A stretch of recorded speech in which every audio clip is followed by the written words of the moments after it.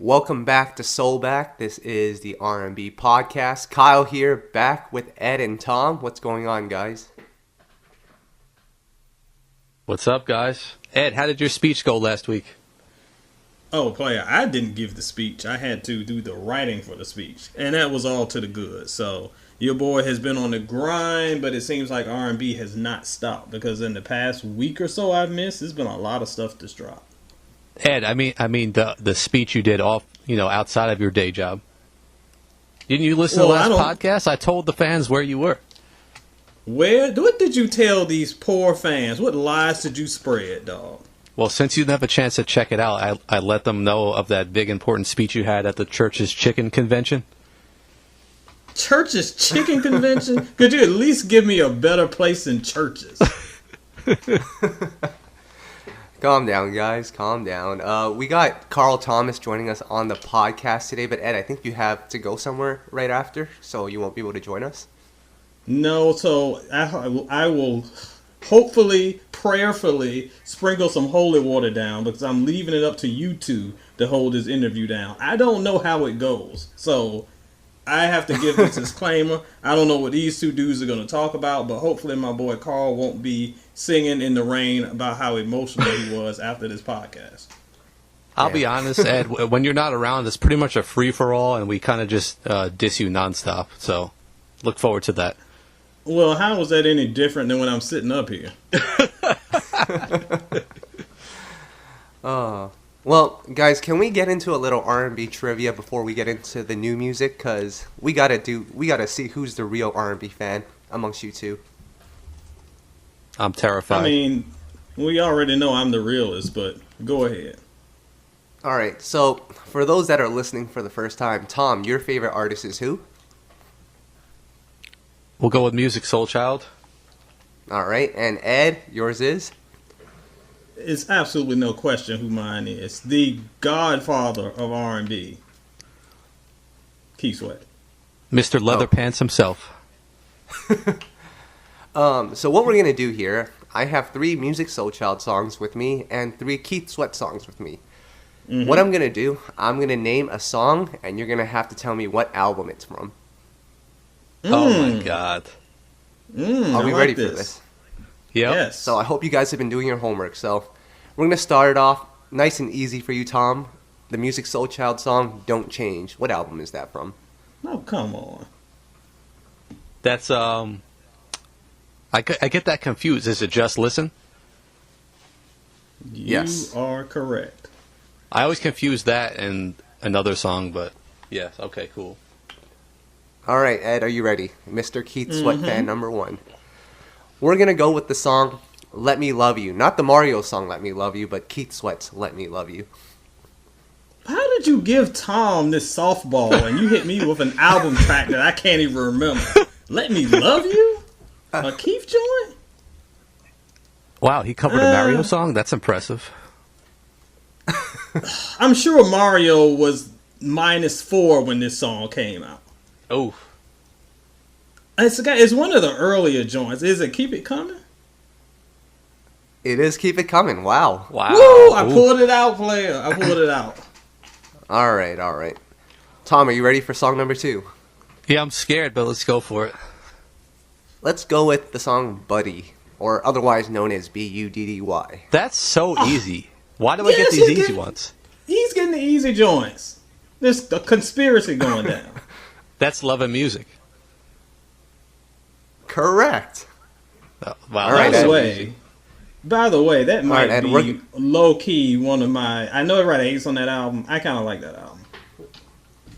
All right, Ed. What, Love and Music? Sweat. Yes. That was Love and That's Music. Kyle's favorite music album. It is? It Look is. at Kyle having some taste. But guys, it's not about me right now. It's about Musiq and Keith. And Ed, you're up. Okay. So the next song we have, and I think you'll like this one, Tom. The song is called Hood Sex. Oh, my God. That is off one of the later albums. Is it Riding Solo? Wow, he got it right again. Wow. Oh, man. Tom, I'm not going to lie. I purposely rigged this so that you would win, but Ed is staying in this. It's pretty impressive. All right. Give me the last one. All right, this is a tough one. Who knows? Oh my God. That's not a tough one. That's Soul He just Star. admitted he's cheating. Correct. All right, Ed, it's up to you to tie this. Are you ready? I'm ready. And if you get this, I will crown you the king of R&B. Well, I already got the crown, so just shine it on up. Come on, what is it? The song, Some More. The song what? Some More. Some more? Yep. This is hilarious. That's not... Well, first of all, if I'm remembering, that's not like a... Isn't that like a Target bonus track off of something? That's not a real song. You got to know your Target and Best Buy bonus tracks, man. It's on the album. If I bought the album from Target, then it's a song. But yes, you are correct. It's a bonus song. Well, hold on. Let me think. Since you just admitted you that you this. tried with your little... Because This is how I track it down. I remember it by the era. Like where I was living at the time. And this was before... Was this before I moved to Birmingham? I think so. So that would have been maybe Just Me? I cannot believe it, but Ed got it right. What the hell? Player! Oh my Player! God. Wow. Player! And the song features Akon, which is the most random thing ever. But Ed, you actually did it. He's actually got a couple songs with Akon, if you want to keep it all the way G. Oh. Wow. Who knew? No, that was I'm not actually gonna lie, pretty I was- hard, so that was cool. Tom, I'm glad you did your homework too, because I didn't know if you would pull through, but you did. Why did I get my babe with these baby songs? You could have gave me album cuts. I would have got them. Come on, man. All right, Kyle, then, let's do this. Kyle's getting a Playa Please for this, actually. Yes, he should.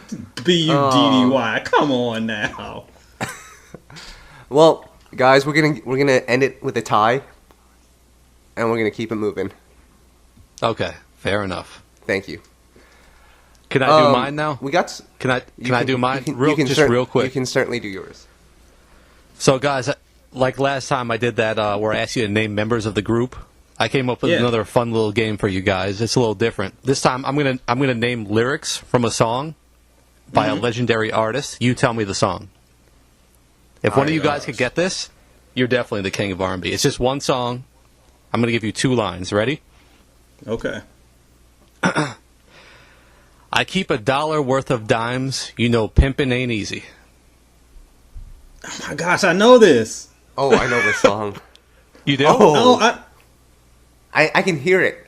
Yes, I can hear it too. What? First one to get it wins. If I tell you the artist, would that help? Yes. Yeah. The artist is Usher. Oh, it's Bad Girl by Usher. Yes, it is. You're the winner. There you go. Oh my gosh. I was like, it's something off of Confessions. I couldn't think of what it was. All right, I give you that one, player. I gotta be honest. I really wanted to bring that up just to see how dumb of a line that was in a song. You got it. Come on, man. It's pretty trash, but look, player, you gotta love that song. It's so goofy. Oh man, guys, are we ready for the Playa Please Awards? Oh, let me get situated in my seat, because something tells me after the week or two that we've had that you got some stuff for us. Let me throw my Advil in and go ahead and roll my temples, because it's going to be wild. I'm actually scared about these ones, but let's do this. R. Kelly. He was so we charged. just going right out the gate, huh? Oh, we got more. Don't worry. R. Kelly was charged with 10 counts of aggravated criminal sexual abuse. And the judge has set a $1 million bond for R. Kelly. Guys, you know how I said on the previous podcast I thought he still had a shot? He has no shot. I think it's over. Well, let me put a disclaimer in, because I'm not sure when, as fast as this news cycle is turning, like what the update will be by the time this episode posts. But player, I have told you both offline and on the podcast, there was a time where R. Kelly wriggled free and he stepped in the name of love out of that courtroom. If he gets out of this, he is truly Doctor Strange and got some mystical abilities, because they ain't letting this brother go a second time. And in 2019, where the social media court of opinion will rip you to shreds, ain't looking good for the Pied Piper player. I mean, it's interesting because, like, when he was on trial last time, there wasn't really social media and stuff like that. So now it's almost like the court of public opinion has already made their decision, regardless of what happens. Right. So it's over. And unfortunately, that is the flaw with our system right now and our culture. And don't get me wrong, because your boy ain't never been an R. Kelly defender. However, I do hope that we let the evidence be played, let everything go out, and let's y'all not jump to conclusions before the freaking gavel drops. Let the case be heard, then y'all can write your freaking think pieces after. But until then, let's remember it's not about getting retweets on your little raggedy blog post, but it's more about getting justice for these alleged victims. So let's just let the truth come out, see what's good. But I'll tell you one thing, if this piece of garbage really does have another PP tape, and this PP tape is him watching a PP tape, how you have a tape of you watching the PP tape? So anyway, we're going to see if this all shakes out. But oh my goodness, it's looking rough for R&B out here. Listen, can I just add one more thing about this whole thing? I was watching the news, and they showed footage of when he beat the trial the last time, and when he was leaving the court, and he had the braids. Man, I had flashbacks to Ignition Remix, guys. I don't know about you guys. That's what you had flashbacks of? Yes, sir. Wow. Hot and fresh out the kitchen. Wow. Okay. Are we ready for Playa Pleases for Rio now? Ugh. I only know it's gonna get worse. That's why I'm sighing. Well, we're going to first off give a Playa Please to the people of Milwaukee. Oh, no. Oh yes, I meant to message you about this because I just found out about this morning. Go ahead, Kyle, because I love it. I'm gonna rub it in your face. So, Ja Rule, SoulBack's #1 favorite rapper, performed halftime at the NBA game between the Milwaukee Bucks and I think the Minnesota Timberwolves. I could be wrong. I need to fact check that one. But so Ja Rule came out halftime, did his whole spiel, his speech before he got into the classics like Living It Up and Always on Time and I'm Rio and countless other ones. He gets on the mic and he asked the people, "Are you ready?" And the people of Milwaukee, as ignorant as they are, and the fact that they don't show this legend some respect, they stay quiet. As they are. So Ja Rule asked one more time, and I don't know why he needs to repeat himself, but he says, "Milwaukee, are you ready?" And it was dead quiet in there. And Ja Rule says, "Well, I guess you guys aren't ready." And then he proceeds to play Living It Up, and everyone goes nuts. Tom? No. What is Listen, going on man, here? I got one comment. Ed, you can correct me if I'm wrong, but Milwaukee, flyover city? What the heck do they know about hip-hop? First of all, for them to...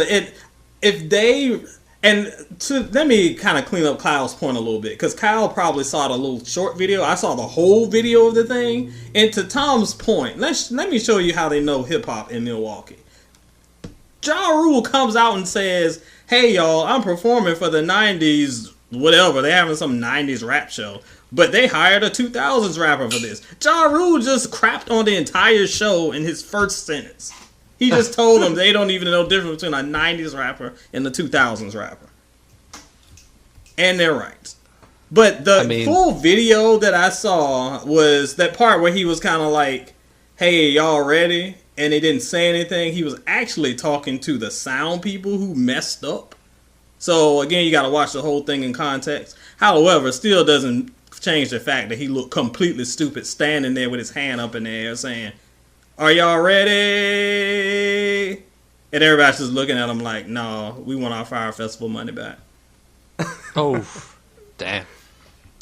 And then the last point I'll make is that we also got to give Giannis Antetokounmpo, star of the Milwaukee Bucks, a Playa Please, because as Ja Rule was performing his charismatic and energetic show, Giannis was on the side shooting hoops while Ja Rule was performing.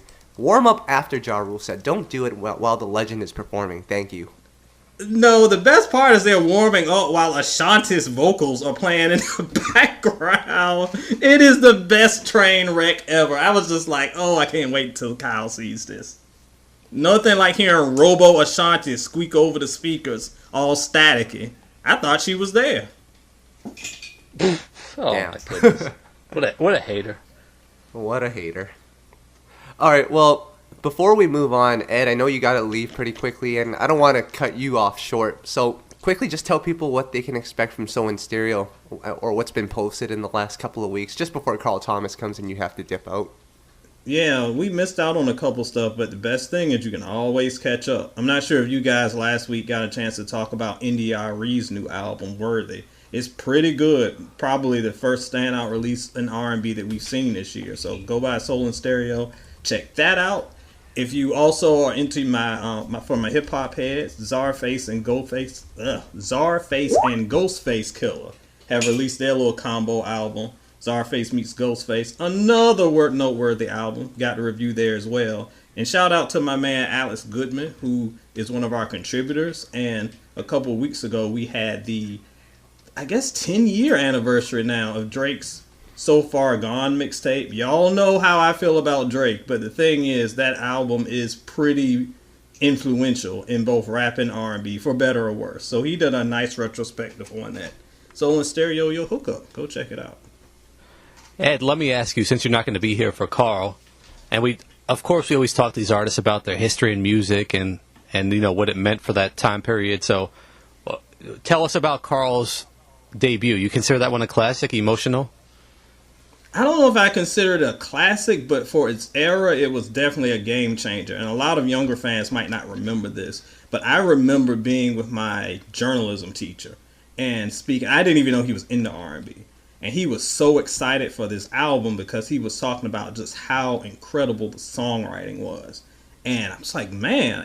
And around that time, I was really listening to the way he composed and the way he wrote. And Carl really, from an era where songwriting took a back seat, he really pushed that forward. But not only did he push it forward, he kept to the basics of R&B. He incorporated some of the hip-hop influences that you always heard from the Bad Boy era back then. That album, to me, is probably one of the pinnacles of the 2000 era. And I think today kind of goes a little bit underrated for its impact. I don't know if I'd call it a classic, but for sure one of the more pivotal albums in the past 20 years. Well, can we give a quick shout to the song I Wish? Not just because it's a great song, but man, we've never heard a song like that before with those lyrics. And shout out to our boy Mike City. It's about meeting a girl who's unhappily married with kids. Like, we'd never even heard a song covering that type of topic. So that's crazy to me. And again, that is yet another testament to his songwriting skills. That album really, really pushed the genre forward, in my opinion, and gave it some gas in the tank for at least going forward for another 3 or 4 or 5 years. So shout out to my man Carl. A man, I'm going to miss him because he really, really helped put R&B not only on the map for the 21st century, but gave it some gas in the tank. Absolutely. So, Ed, I know you got to go now, so we're going to say goodbye to you. We'll see you next week. I think we have Donnell Jones on the podcast next week, so get ready for that, and we'll have more R&B trivia. So, Ed, we'll see you next week. I'll holla. All right, Tom, now that Ed's out of the building, are you ready to talk that real R&B? Let's do it. All right, well, we got Carl Thomas on the podcast now. Like I said, every week we try to bring in someone special, someone that's brought soul back. And Tom, who's our special guest? Because this guy has definitely done that. Man, I'm really excited about today's guest. I've known this guy for some time now, covering through the site for years. He's always shown us love, which we've really appreciated. Most importantly, he's always made quality music over the years, and we've just been happy to support him. So happy to welcome Carl Thomas to the podcast. Welcome, Carl. Hey, what's happening, man? How you feeling? Doing good, man. How's everything with you? Man, I'm blessed and just, happy to still, be here in a position to, make music that I love for the fans, man. Well, let's start out by talking about the music because we were excited, as well as the fans were excited to hear that new single you put out, One with Heaven. Just excited to hear you come out with something new, man. Talk about the new music a bit. Yeah, One with Heaven kind of happened on an accident. There is a poet, in Israel by the name of Gila, and Gila, she is a world-renowned poet. She travels with Deepak Chopra and all of these wonderful people who supply all this positive energy. But she is a world-renowned poet that just reached out to me through my friend Jack Knight. She wanted to do music with American artists, and I was just really surprised when somebody like me was on her radar. So I ended up doing the single One with Heaven, and the lyrics is actually her poetry. You know what I mean? And all I really did was produce the track and sing the song. So does that mean this is not your new single, which will lead to a new album, or what do we expect? Actually, no. This is just a creative offering to my fans and everybody, that's been rocking and rolling with me this long. I felt like it was a wonderful opportunity to just kind of stick my head out of that ostrich hole, man. Yeah.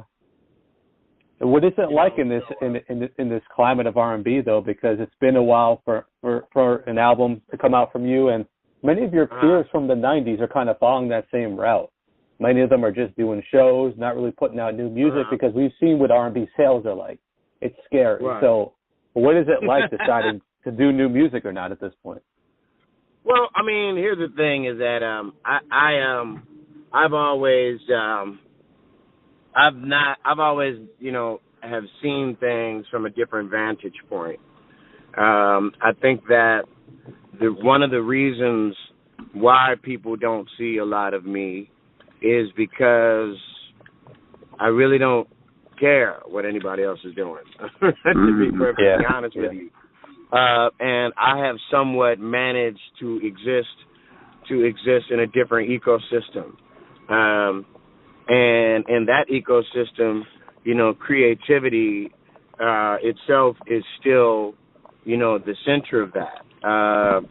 And I really appreciate, don't get me wrong, I appreciate everything that's going on in these days, because I really feel like, because of the nature of what I call the trap music age, the analog age, it was actually, I don't know if any of you have ever had the opportunity to see the documentary, the 808 documentary. And the 808 documentary is basically telling the story of the Roland brand, and how the Roland brand is responsible for the creation of the 808 that eventually brought us, the sound of the age that we're in, the analog age, So these musicians are taking a lot more melodic chances, I would say, Now, I understand that rhythmically sometimes it can seem a bit repetitive sometimes, maybe a bit redundant, but the melodies are so much more diverse nowadays, because they're not so much focusing on the vocal aspect of things. They're really focusing on how things melodically feel. And I think that's a really, really creative way, to interpret music or to look at it. So I'm a student right now, you know what I mean? I'm a student of of what's going on now, because I'm so attracted to it melodically. I'm interested in what makes them tick in the studio, because I think that it's going to be what they're doing right now is extremely instrumental in where we're going, just like what we were doing was extremely instrumental in what they're doing right now. Right. So, I'm telling you, Stevie Wonder told me one time, he said, if you don't have the ability to recognize, where you are or what's coming around the corner, then that's okay. But just, you got to know that longevity really probably isn't for you, Mm-hmm. That's good observation. But, it's a good point. Like, the melodies that we're hearing today from R&B artists, from even some of these rappers, it's definitely unique. But my biggest problem with some of the music that's coming out now, melody is great, but lyrically and vocally, it's not there, personally, for me. So how do you kind of... Well, no, I'd have to agree with you in a lot of aspects. Now, you got to understand with technology, what you're talking about is everything has its balance. And I think that the reason why you're noticing the void of lyrical content is because the more you advance with technology in music, the less room you leave for thought. Mm-hmm. Because hit records, hit records, regardless to whatever kind of technology you're using, hit records are created bar by bar. But we're experiencing the fallout of sequencing. And that's just, this is a ripple in the pond of a stone that was dropped a while ago. Once they created a method, and this wasn't even in the 80s, this was the 70s, okay? Sequencing started in the 70s. So people really, need to get their history right. And, when you drop a stone in the pond that big, it's going to have a ripple effect for years to come. And we're still experiencing those ripples in the pond. It's just that generations who are born and have no idea where the ripples come from can't explain it because they weren't alive when the stone was dropped in. You feel me? Mm. Taking it deep, Carl. Nah, not really if you really think about it. It's just a timeline. It's just a timeline, man. It's just connecting timelines between then and now to help us understand a little bit better. That's all. Right. Well, let me ask you. I feel like you're the perfect. I'm sure you yourself could connect the same dots if you thought about it. Right. Let me ask you this. Let me have Kyle chime in, and then you could chime in, Carl, because I think you're the perfect guest to speak on this topic. But we always talk about how 90s R&B is the golden era. We love it. We herald it as one of the greatest eras of R&B. You came from that era, Carl, originated in that era. But, we often look at how people who grew up on 80s R&B might not look at 90s R&B the same way. They might not like it at all. We talk about that sometimes. And before I hear your opinion on that, Carl, go ahead. Well, here's the thing. Is that first and foremost, it's really important that you understand that I myself do not see 90s R&B as a pinnacle. Really? I don't see it like that. I mean, for me, the style of 90s R&B was extremely easy. But what made it so endearing and revered is that it was just the age where we just absolutely admitted, okay, we're doing R&B, but we're really church singers, okay? We're really church singers, and we're going to translate this how we grew up or how we've learned to do it. And, it was extremely soulful. It was an extremely soulful expression because they chose to be the vocalists of the 90s chose to be so honest.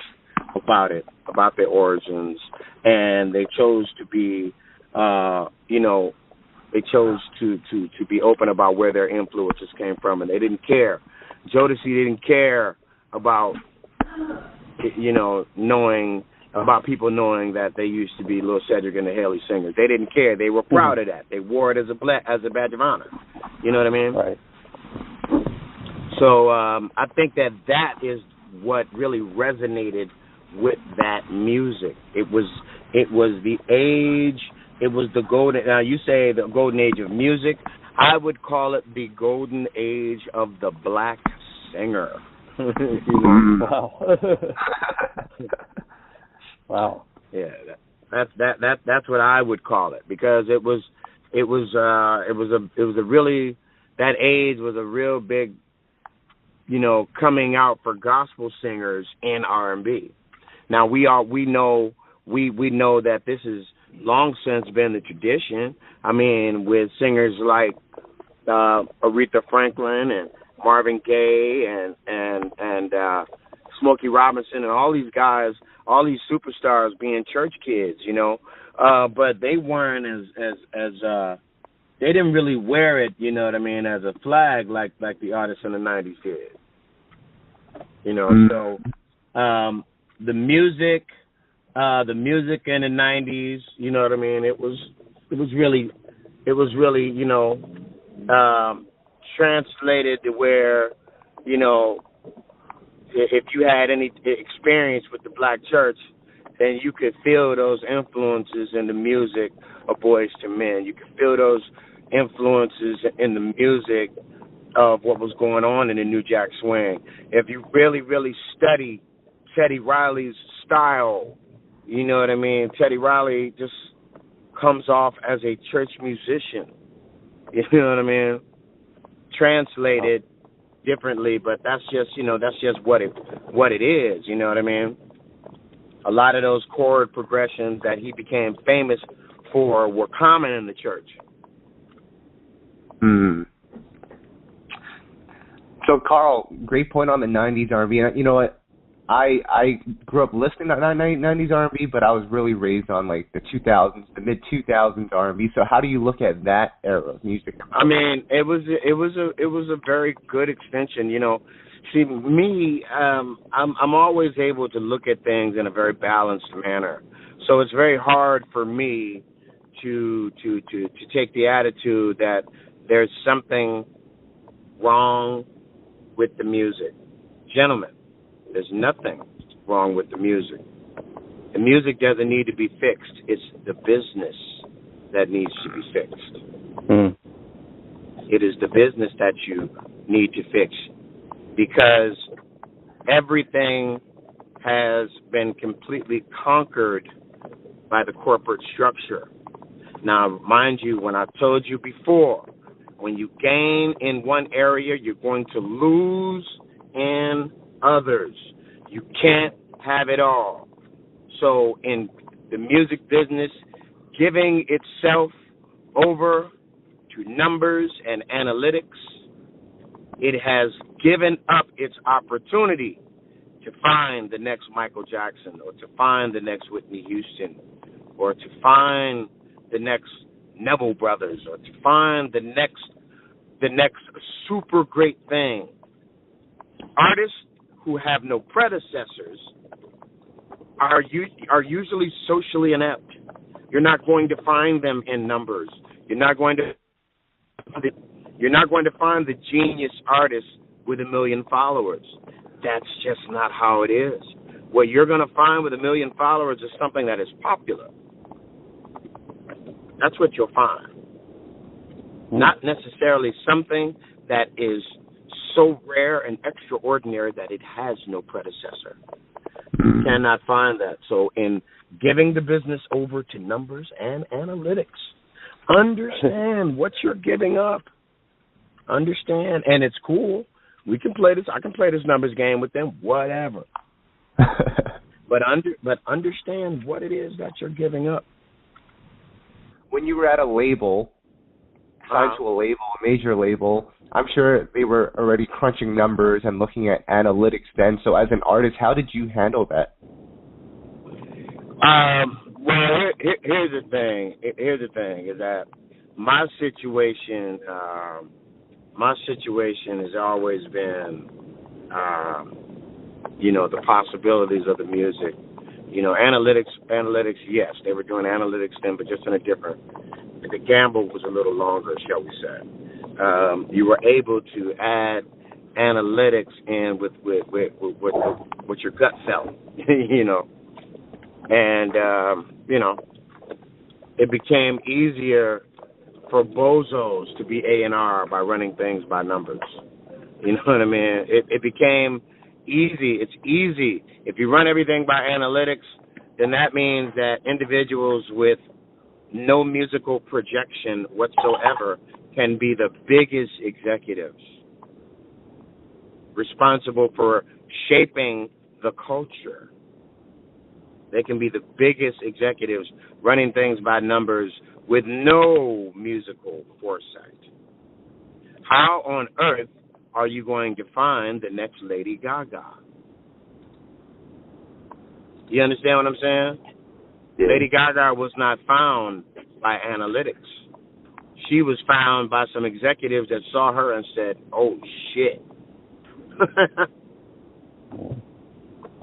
Well, let Carl, you're bursting our bubble right now, man, because you came from that era we love.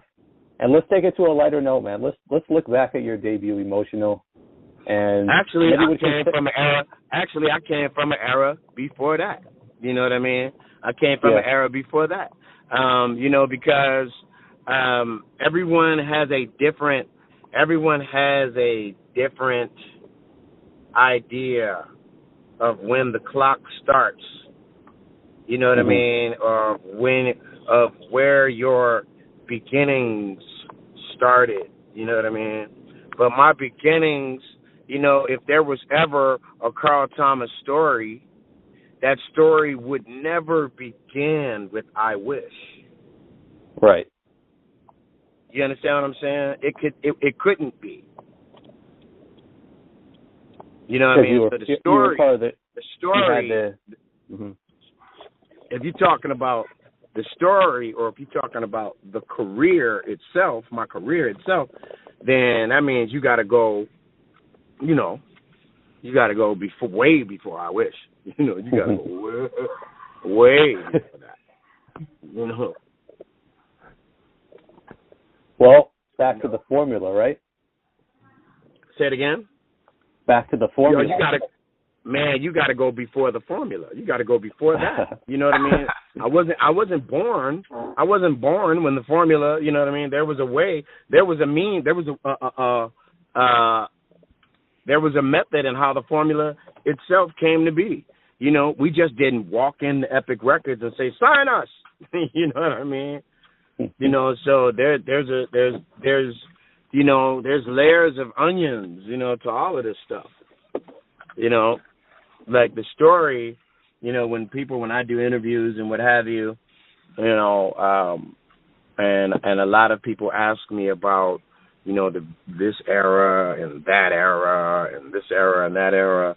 And in my mind, while I'm giving these interviews, I can see myself on stage in 8th grade, Oh, wow. You know what I mean? I can still see that kid, that 13-year-old that was really, really excited to get up there and do it, being so curious as a kid, my teenage years were completely sacrificed, you know what I mean, for the music business. I was rarely home. Even as a 13 and 14-year-old kid, I was rarely home. I was always singing with these groups or these guys that were way older than me and out of high school and what have you. And I was, you know what I mean? I would literally show up to high school with my friend dropping me off from the next town. Like I was never home, you know what I mean? I just always trying to be on somebody's stage, always hearing about this show, that show, I always had, the means to want to try it, to want to do it, you know what I mean? I always, you know what I'm saying? Like I I was never discouraged. I was always excited. I was excited about being turned down. I was excited about individuals that thought I wasn't talented. You know, it just added salt. You know what I mean? The volume. It just added volume to my situation. Well, let me ask you this, Carl. Share a little history with us. And when did your break come with the formula? You know, how did you get signed? Because we know it's so much different getting discovered now. I actually started out as a songwriter with the characters. You know what I mean? Troy Taylor. Characters. Troy Taylor and Charles Farrar, yeah. Me and Troy were friends from church. You know what I mean? But we were kids in the youth conventions. I met Troy when I was 14 years old. And I was 14 and Troy was 17. And I met Troy from him seeing me sing at one of the church musicals.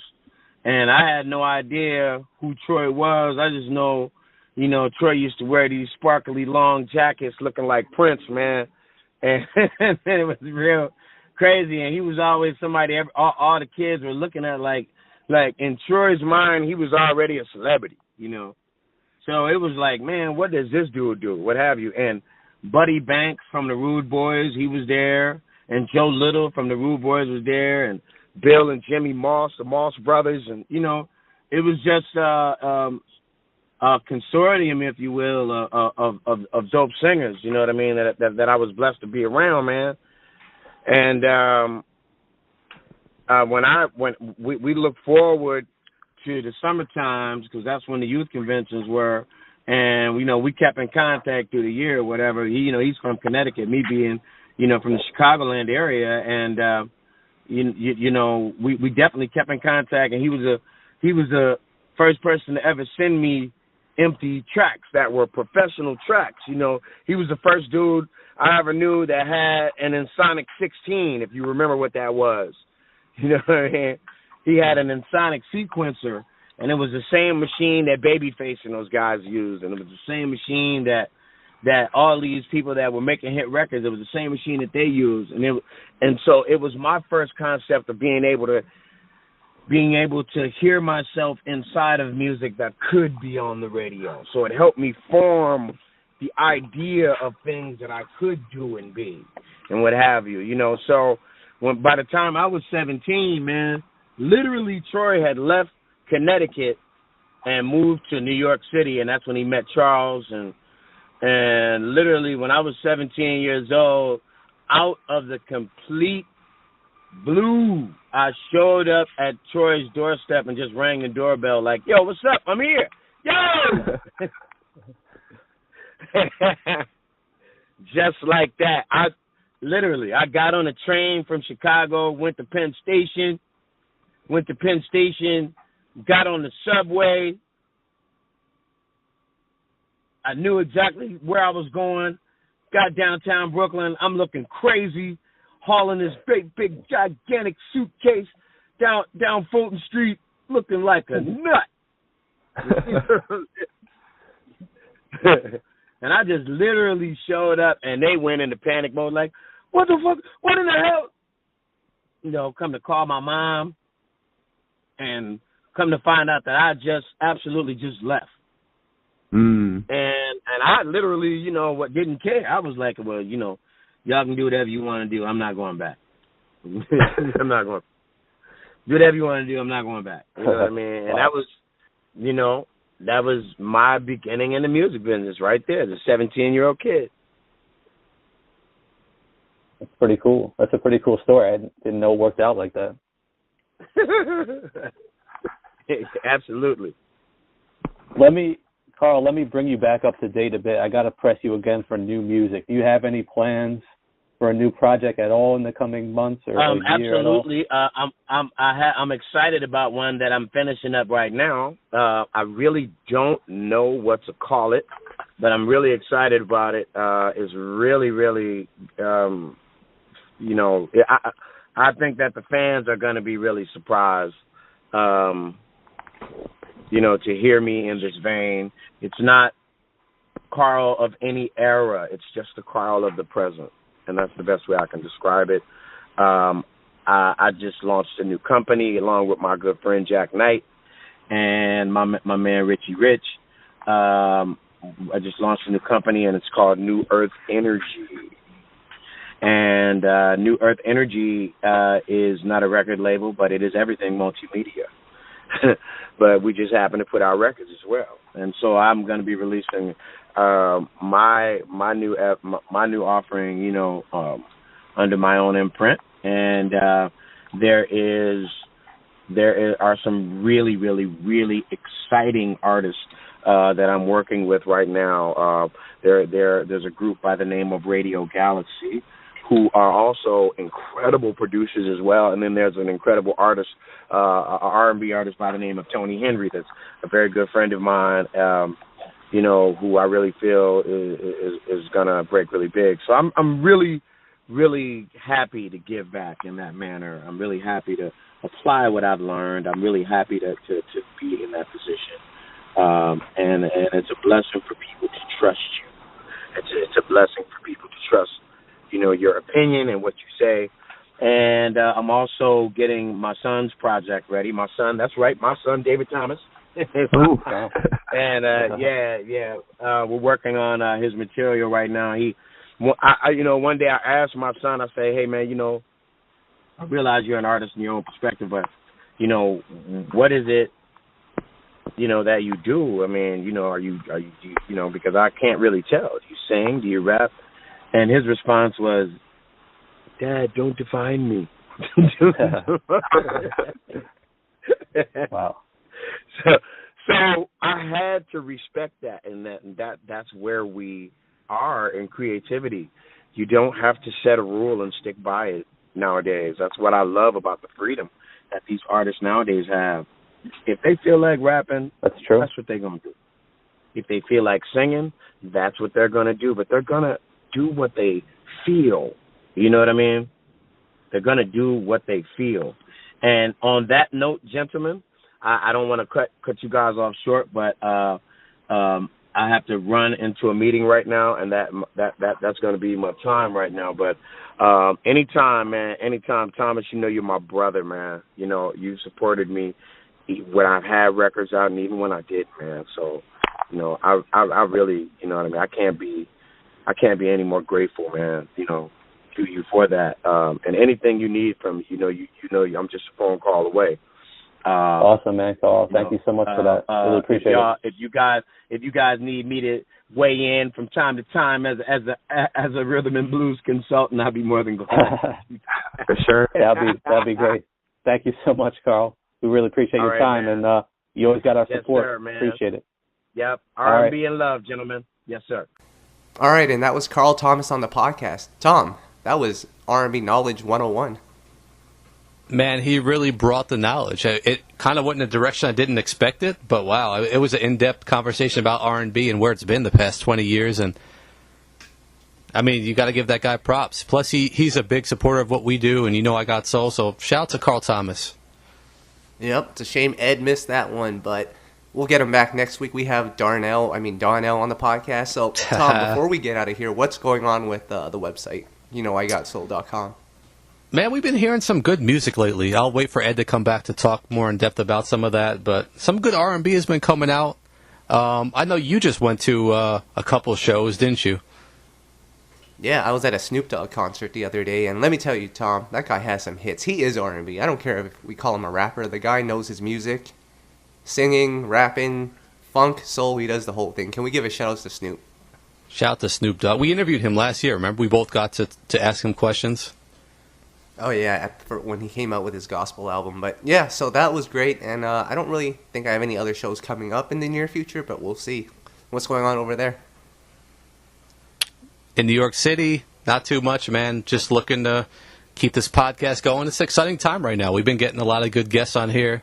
We're going to keep it going every week. We're raising the bar this year, and every week we're going to have a great guest. So let's keep it rolling. For sure. So, Tom, that's it. We'll have Ed back next week, and Donnell. Cross our fingers on that. And that's it, guys. Kyle and Tom, and I guess Ed, we're signing out now. Peace. Peace. All right. Yeah. So I think once Donnell is done, we should probably touch on the new music and the Playa Please. I don't know how much time we're gonna have. It's just, I'm good. Do you want me to stop this recording? Yeah, stop the recording if you can. All right. Okay. All right.